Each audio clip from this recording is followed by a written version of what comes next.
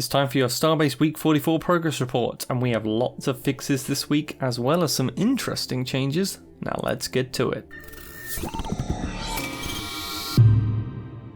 This week's design features worked on are instancing tested on ship spawn locations, grabbing tool's throw mechanism tested and tweaked. The mining laser no longer ignores armor. Judging from previous demonstrations, this is a much needed fix despite its short range. Economy configuration has had further fixes and updates. Missing locales have been added to the ship creator. New battery modular plugs have been tested. The new battery has also been tested to work with existing ships. And it has been updated to support modular plugs. The huge effort Frozen Byte are putting into keeping everything as modular as possible is really going to help us players in the long run. Ship maps updated with the new battery configurations. I'm not sure what a ship map is in this case. Maps can normally refer to texture maps, but I don't think this is the case here, as individual components have their own map. But I guess we'll see soon. Storage system and universal tool UI has had its basic design completed. Work continues to unify UI elements across all elements of the game,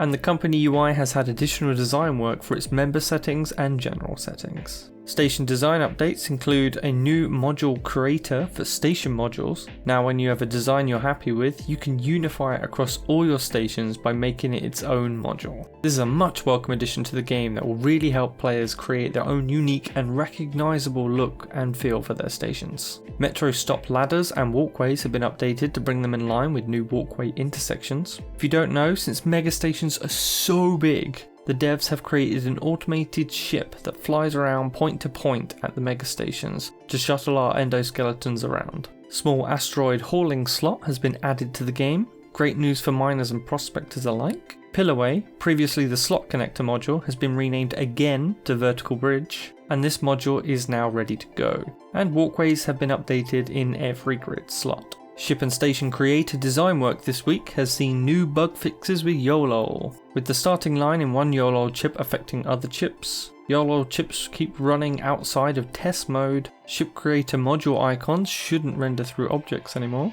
Mega Station Creator can now have snapped 45-degree angles, and snap points have been updated for angle corner grid slots as well. We have some very interesting updates to spaceships this week. Weapon fixed mount pivot and rotation has been updated, and connector plug positions fixed. And these fixes have been rolled out to the following ships: the Kingdom Knight, the Republic Wing, the Wekufe, now this is the first mention of this new ship, the Geist, another new ship, the Arrowhead, also a new ship, Empire Fighters, Succubus, that's 4 new ships we have names for now, I can't wait to get images for them, Empire Centurio, that's the biggest ship in the game right now, the Velez, and the Lictors. Now to the gameplay updates. Support has been done on the player tools to enable new character poses with them. Editor configs have been fixed for offsetting player held tool effects not having any effects. Support added for dynamically calculated impact damage when a player is hit by an object. A rotation issue with seating animation has been fixed.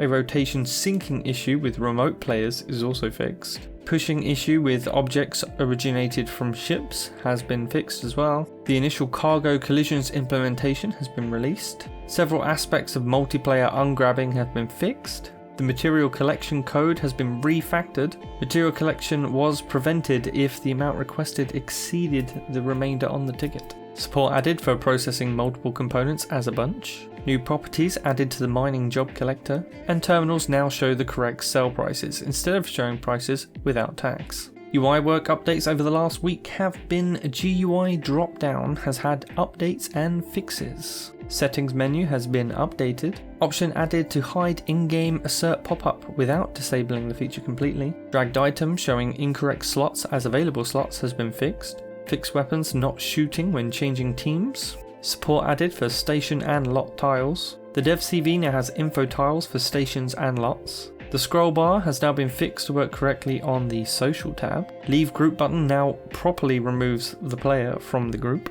Rendering has been added for team ships, team members and other players in the roster. This is most likely the icon we see in the UI for the ship within the faction pages. as well as any other place it might be used. And search has been added for ships and an add button to roster members so they can be added to the team. Spaceship creator work includes the Spaceship creator terminals can now be used to host editing sessions.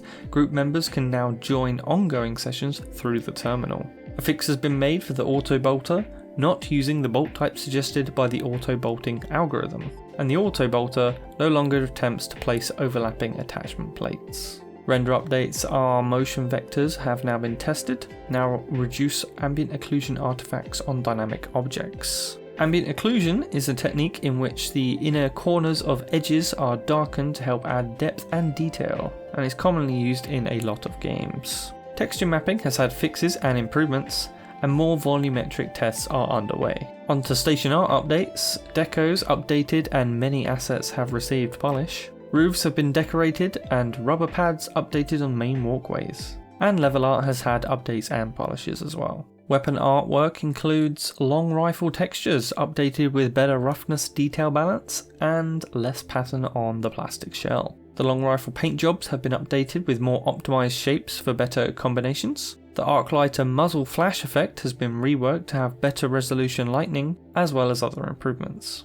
Arclighter idle, projectile, charge and muzzle flash effects were updated with more standardized blue colours, and their light intensity was lowered. Work on weapon effect updates is now underway. The rocket launcher's UVs have been updated. Now UVs are what control the texture layout on the model. There could have been a minor texture stretching issue or a resolution issue here, but either way, it's now updated and fixed. The Arclighter now has a third-person reload animation. There is a new rifle carry stand animation, and the tactical shotgun third-person reload animation has received polish. And lastly, other updates this week are new rocks for asteroids and rock placement tweaks are in the making. New rechargeable battery asset has been finished. Huzzah for more finished work. Collision errors with level art and metro grids have been fixed. A new reload animation for the cable tool. Bolt, cable and welding tool rigs updated with left-hand IK targets. Now IK is inverse kinematics. It's a term used in the rigging of a character body, and basically it just means that you can move the hand and the rest of the arm will follow with it. So they've just linked all that stuff together. And the first person and third person carry animation has had tests. We've had a lot of polish added to the game this last week by the looks of things, and that's great news. I've also noted a lot of multiplayer aspects are receiving attention as well, which has me counting down the days till we finally get our hands on this awesome game. But that's all I've got for this week. Feel free to join me on my Discord to talk more about Starbase, there's a link below. Like and share this video with your faction, and I'll see you in the next one. Kenetor, out.